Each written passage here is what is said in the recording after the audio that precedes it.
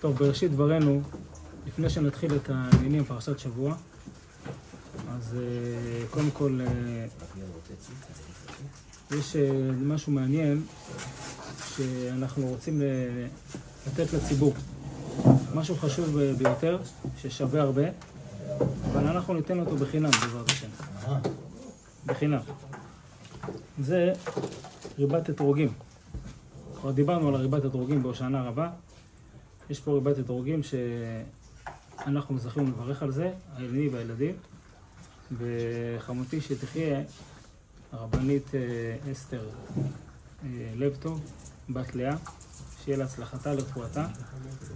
היא הכינה את ריבת אתרוגים, וזה אני רוצה לתת לציבור, כל המשתתפים, כל אחד. וקודם כל, לפני שניתן, סגולה להרבה דברים, אנחנו כבר נסביר, אבל לפני זה נדבר על ההלכה בדבר הזה. ויש לנו עוד עניין הלכתי, האם מותר לתת את זה גם כן לאבל שבתוך 30. יש לנו פה יש לנו את הדין של מתנה לאבל, שזה מדין נלמד מדין שאלת שלום, ואסור לתת מתנה לאבל. לגבי משלוח מנות, הקל הוא רק אוכל, אז גם כן בזה אנחנו נגיד בקצרה. יש לנו פה את הרב גבריאל, שהשם ישלח לו בשורות טובות. גבריאל מייצר בשורות טובות שיהיה לו. ואנחנו גם כן נדבר בעניין הזה. אז קודם כל, עניין הברכה עצמה. אז יש בזה מחלוקת אחרונים. מה הברכה של האתרוג? הרי ידוע שזה קליפות אתרוג. זה מורכב פה גם מהפרי עצמו וגם מהקליפה הלבנה. את הקליפה הצהובה מקלפים, ונשאר את הקליפה העבה הלבנה ואת האתרוג עצמו. מפנים גם כן? אתה גם מפנים עושה אותו?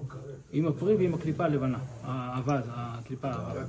את הפרי לפעמים אני מנקה בזה. אתה מנקה, זורק? יש כאלה עם הפרי ויש כאלה. לא הבנתי, מה קשור לאבל?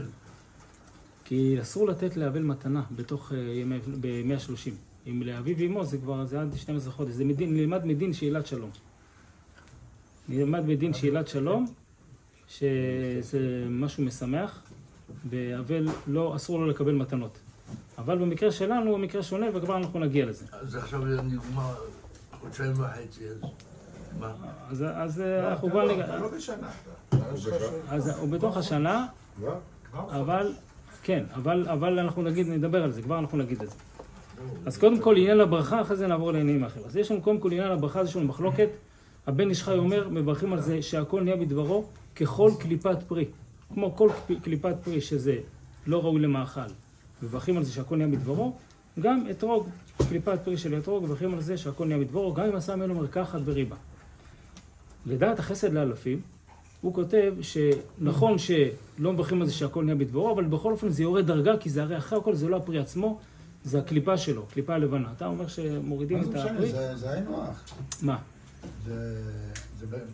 גם אם אתה לא עשית אותו ריבה. סליחה. לא, אם עשית אותו ריבה אכלת הוא... אותו חי אפילו. אם אכלת אותו חי הוא מר מאוד. הוא מר מאוד. קשה לאכול. תאכל תימני, אתה תראה שטוב תימני. אתה תראה שתאכל לימין. טוב תימני זה לא מר, אתה אומר. זה קצת מתקתק. כן. טוב, בסדר. עכשיו, אם אני אוכל אותו כמו שהוא, זאת אומרת, בלב אחי אני אוכל רק את הלבן הזה עם הקליפה. אז מה זה משנה? אם זה באמת לא מר וראוי לאכילה, אם זה ראוי לאכילה אז כן. אם ראוי לאכילה אז מברכים אותו אותה ברכה. אם זה ראוי לאכילה אז אותה ברכה. אתה מדבר אני מדבר על ריבה שזה ודאי ראוי לאכילה לכולנו. שהספרדים מברכים על הלימונים. לא, אתרוג, אני מדבר על אתרוג. לא, הם מברכים על לימונים. כן. אז זה, החסד האלפי אומר שהמנהג, החסד האלפי אומר שהמנהג היה לברך עליו בורא פרי אדמה, כי אחרי הכל יורד דרגה, הוא לא כמו הפרי עצמו. הרב עובדיה, בחזון עובדיה, בברכות עמוד קכ"ח, הוא מביא את כל הדעות שמה, והוא אומר שמברכים על זה בורא פרי העץ. יש בזה כמה סיבות. דבר ראשון, אדם שמגדל את האתרוגים, הוא לא מגדל אותם רק בשביל מצוות 4 המינים. הוא גם מגדל את זה על דעת שיאכלו מזה אם יצטרך. כן, בתור פרי רגיל. וגם, חוץ מזה, הקליפה הלבנה זה לא איזה משהו טפל. זה משהו, זה נתח, זה רוב הפרי. אפילו זה רוב ועיקר הפרי, ככה הוא טוען. ותפוז. תפוז זה משהו אחר. לא, אני אומר. גם לתפוז, אותו סיפור. יש כאלה... אתה יכול לאכול עליו, כן. יש כאלה תפוזים מיריחו, שהתכולה הלבנה היא כמעט לא פחות מהתכולה הפנימית. כן, אין לך חינם.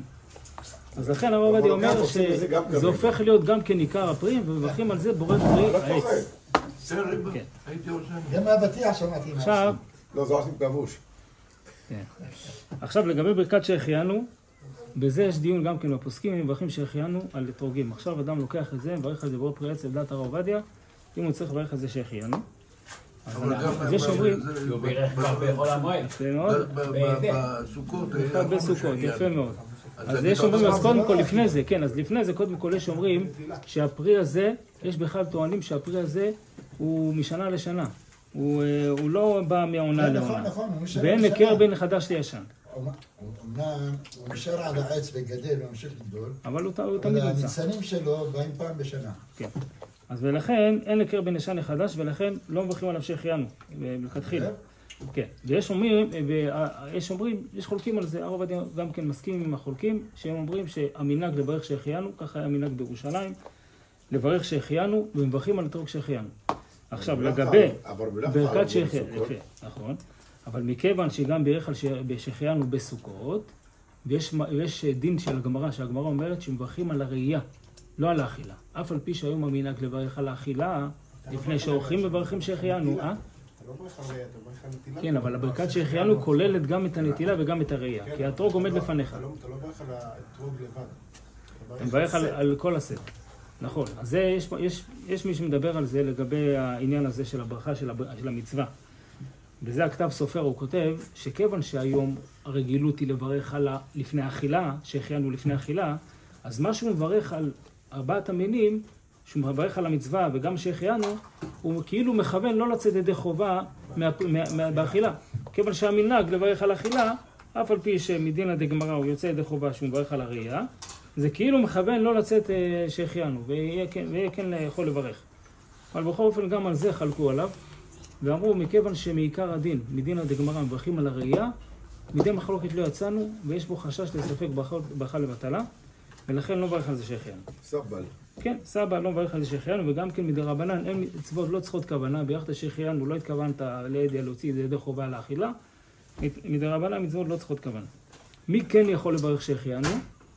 אישה שלא לא עשתה ארבעת המינים, או אם מישהו מקבל ארבעת אתרוגים לפני חג הסוכות, אז גם כן יכול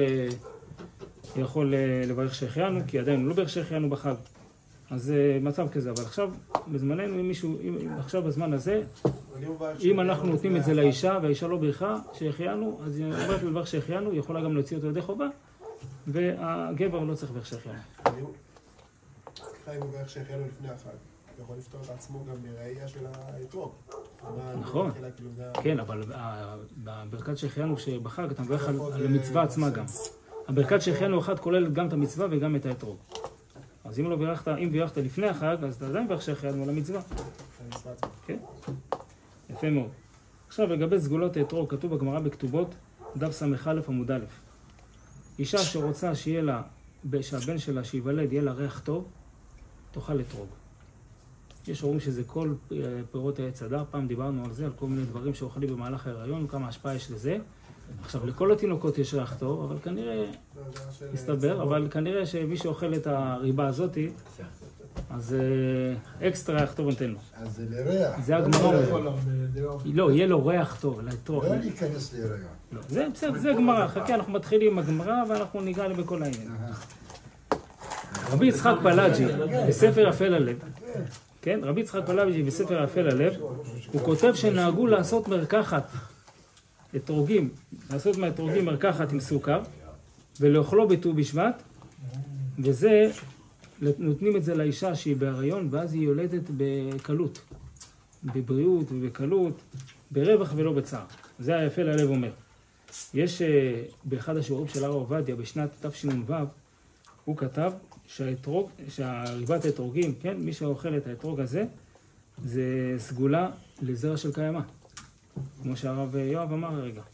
ובבית של הרב קניאבסקי, וגם בבית של הרב מרדכי אליהו, הרבניות היו עושות ריבת אתרוגים, והיו נותנות למי שהיה מתקשה להיפקד בזר של כמה, היו נותנות להם את הריבה הזאת. יש בספר זרע הקודש לרבי נפתלי מרופשיץ, שהוא כותב שהאתרוג זה רפואה כללית. כן, כללית לכל דבר. רגע, כשאדם יכול לאכול משהו, יכול את האתרוג הזה, אז זה רפואה כללית של האתרוג הזה. הוא מפוצץ בחומרים, האתרוגים שלנו. אתה אומר, בגלל שהוא מלא בסוכר, זה כבר לא בריא? לא סוכר, אני מדבר על גם סוכר, אבל גם כאילו מרססים אותו המון כדי שהוא יצא בלי תולעים. כן, מקלפים לו את הקליפה החיצונית. זה לא עוזר. לא נראה לי שם. אז עכשיו אני מציע את האתרוג למכירה פומבית. קלף קצת, קליפה? זה בעזרת השם בחינם לכולם. אחרי השיעור נביא לכל אחד. לא, לא. עם קולפנטי? כן, כל הלבן נשאר. אז לא נשאר צהוב אחרי הקילוף שלך? נשאר לבן. כן, וזה העניין הזה של האתרוגים. ובעזרת השם בסוף השיעור כל אחד יוכל לקחת לעצמו. אבל יכול לקבל. לגבי אבלות, נכון, טוב שהזכרת. לגבי אבלות, אנחנו יודעים שאבל לא יכול לקבל מתנה. לא יכול לקבל מתנה ממישהו. אם לומדים את זה משאלת שלום. יכול לקחת לבד. כן, אבל לגבי מאכל, הקלו, שיש אומרים שזה לא נחשב מתנה, וגם בפרט שאני נותן את זה לא רק לך, אני נותן את זה לכולם. אז זה לא עכשיו ספציפית שהבאתי לך מתנה מסוימת. אז גם זה מאכל, וגם נתתי לכולם ביחד, אפשר להקל ואפשר לתת לך. גם לרב שם. הכל מסייד.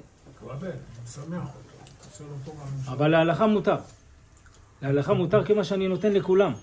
לא רק לך, אני נותן גם לכולם, וגם זה נקרא דבר מאכל. דבר מאכל זה לא נקרא מתנה.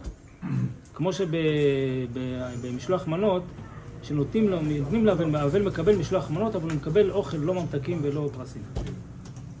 אבל לאישה, זה חודש גם כן? אישה לחודש, גם כן. גם חודש. רק לאבא ואמא זה שנה. כן.